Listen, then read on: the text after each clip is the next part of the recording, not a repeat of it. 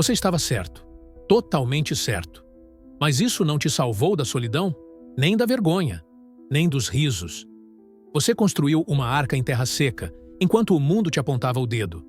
E quando a água caiu, não teve "eu avisei". Só gritos e silêncio. Porque ser o último fiel não é sobre glória, é sobre suportar a loucura dos outros, até que a tragédia prove seu ponto. Você foi Noé, mas antes de ser herói de histórias infantis ou nome de escola bíblica, você foi o homem que viu o mundo desmoronar por dentro muito antes dele afundar por fora. Você viveu numa época onde a fé era piada, a bondade era fraqueza e qualquer tentativa de retidão era respondida com gargalhadas. Não de alegria, de escárnio. A Bíblia diz que você achou graça aos olhos de Deus, mas o que ninguém conta é o preço disso. Porque ser o escolhido não é privilégio, é sentença. Você abriu os olhos num mundo onde tudo parecia normal. As pessoas comiam, bebiam, casavam. O campo produzia, as cidades cresciam, mas o ar era pesado. Algo estava errado. Os homens riam alto demais. As festas duravam demais. Os olhos brilhavam por coisas erradas. Você ainda era criança quando viu o primeiro espancamento em praça pública. Ninguém fez nada.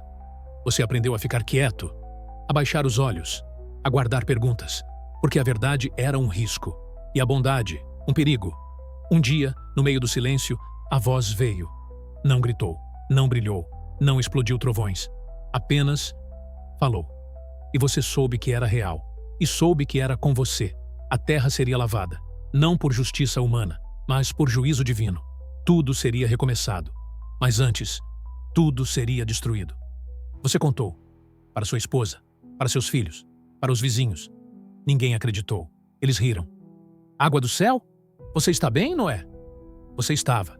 Mas o mundo já não estava há muito tempo. Você começou a construir uma arca, enorme, em plena terra firme. Martelo após martelo, você virava chacota. Eles vinham em grupo te assistir, como um espetáculo. Alguns jogavam frutas podres, outros traziam os filhos para ver o maluco do barco. Você tinha que escolher: desistir ou continuar com o som das risadas ecoando nas costas. Você escolheu continuar, mas não sem cicatrizes. No começo, eles te apoiavam. Mas os anos passaram. Nada de chuva, nada de nuvens. Só sol, só poeira, só vergonha. Seus filhos te olhavam de lado. Sua esposa dormia em silêncio. As palavras diminuíam, o peso aumentava. Você ouvia os cochichos. Será que ele perdeu a razão? Talvez sim. Mas você continuava. Porque a fé, às vezes, é uma loucura solitária. Durante o dia, havia martelo, madeira, corda. Pelo menos havia movimento. À noite, só silêncio. Só pensamentos. Você olhava para o céu, estrelas intactas. Nenhum sinal de juízo, nenhuma resposta. Só o eco das promessas. E a dúvida escondida no coração. E se eu estiver errado? E se Deus se calou? Mas cada vez que você pensava em parar, o vento soprava diferente. Como se dissesse: não esqueça. Enquanto você pregava tábuas, eles pregavam discursos. Enquanto você avisava, eles zombavam. As festas aumentaram. O vinho escorria. As danças ficavam mais selvagens. Era como se o mundo soubesse, inconscientemente, que era o fim. E quisesse rir até o último gole. Você observava. E seu coração doía. Porque não era raiva, era lamento. Então aconteceu. Silencioso. Assustador. Inexplicável. Os animais começaram a vir. Em pares. Das montanhas, dos vales, das florestas. Nenhum barulho, nenhuma ordem. Só obediência. O povo viu e riu mais alto. Olha lá, agora até os bichos acreditam nesse louco. Você chorou naquele dia. Não por você, mas por eles. Porque mesmo diante do impossível, eles escolheram rir. O céu mudou de cor. O ar ficou pesado. Uma gota, depois outra. Depois uma chuva que não parecia desse mundo. O solo não absorvia.